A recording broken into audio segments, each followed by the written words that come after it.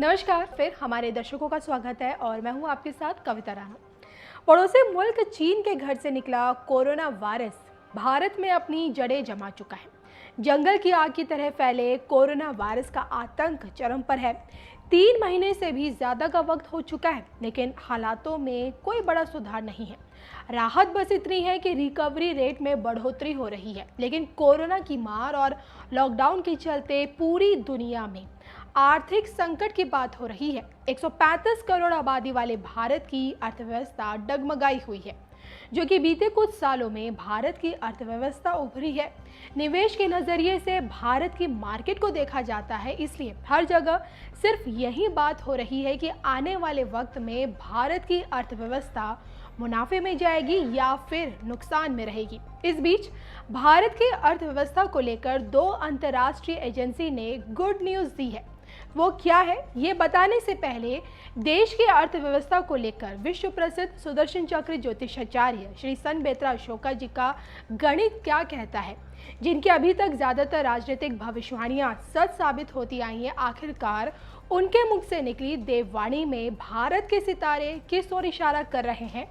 Share market से लेकर देश की अर्थव्यवस्था पर उनकी भविष्यवाणी क्या कहती है और विश्व की 5 महाशक्तियों में भारत कब शामिल होगा, इस पर श्री सन बेत्रा अशोका जी ने क्या कहा। पहले सितंबर अक्टूबर के बाद भारत की अर्थव्यवस्था भी पटरी पर आना शुरू हो जाएगी। हमने जो भविष्यवाणी फागु से की थी 2024 के इलेक्शन के लिए, लोकसभा इलेक्शन के लिए, उसमें भारत की अर्थव्यवस्था पर जो भविष्यवाणी की गई थी उसमें ये साफ बताया था कि 2021-22 में जो सुधार होंगे, 2022-23 में आर्थिक रूप से भारत बहुत तेजी से उन्नति करेगा और 2024 तक आते आते भारत विश्व की 5 महान शक्तियों में भारत का नाम दर्ज। संत बेत्रा अशोका जी की ज्योतिष गणना में भारत के सितारे किस ओर इशारा कर रहे हैं, ये तो आपने जान लिया।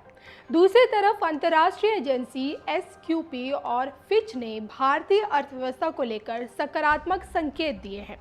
अंतर्राष्ट्रीय एजेंसियों के मुताबिक साल 2021-22 में भारत की विकास दर 9.5 हो सकती है। एजेंसियों का ऐसा कहना है कि भारत की मॉनिटरिंग सेटिंग में बढ़ोतरी हुई है और रियल विकास दर औसत के ऊपर है। तो एक तरफ से देखें तो भारतीय अर्थव्यवस्था के अच्छे दिन आने वाले हैं।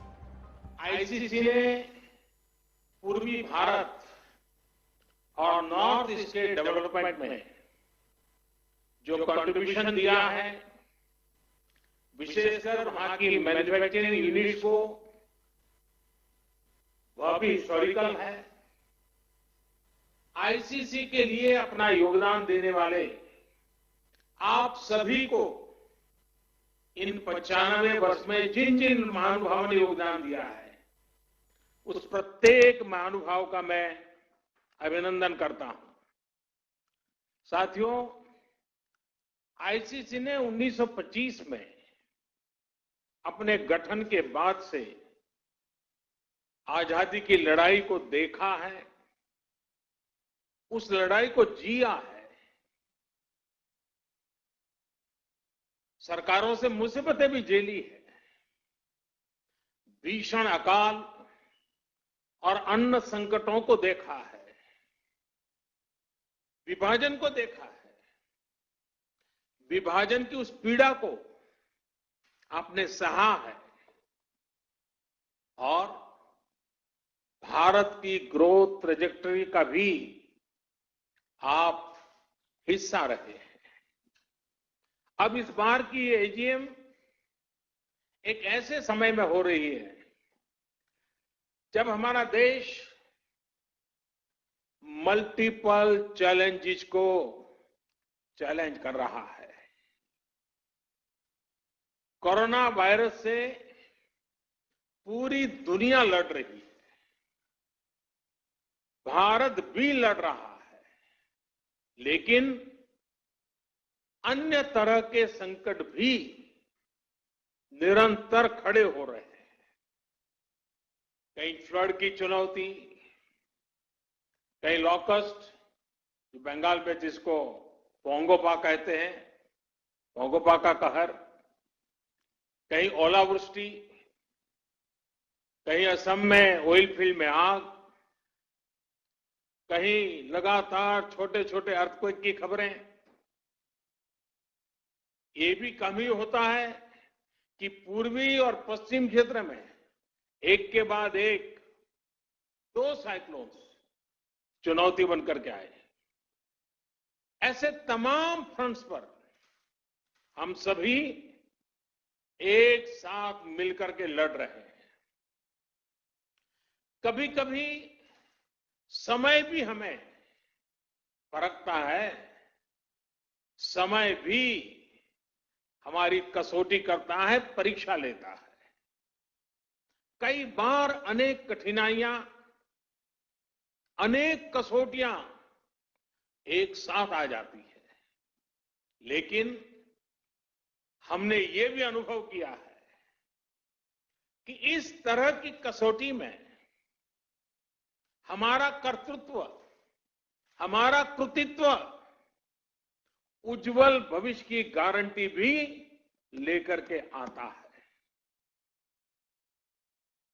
किसी कसौटी से हम कैसे निपट रहे हैं, मुश्किलों से कितनी मजबूती से लड़ रहे हैं, ये आने वाले अवसरों को भी तय करता है। साथियों, हमारे यहां कहा जाता है, मन के हारे हार, मन के हारे हार, मन के जीते जीत।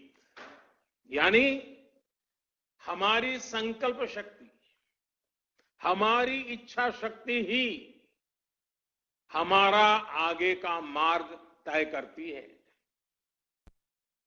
जो पहले ही हार मान लेता है, उसके सामने नए अवसर दूर दूर तक नजर नहीं आते हैं। लेकिन जो जीत के लिए निरंतर प्रयास करता है, एक दूसरे का साथ देते हुए आगे बढ़ता है, उसके सामने नए अवसर भी उतने ही ज्यादा आते हैं और अवसर भी सामने चले आते हैं। साथियों, ये हमारी एकजुटता, ये एक साथ मिलकर बड़ी से बड़ी आपदा का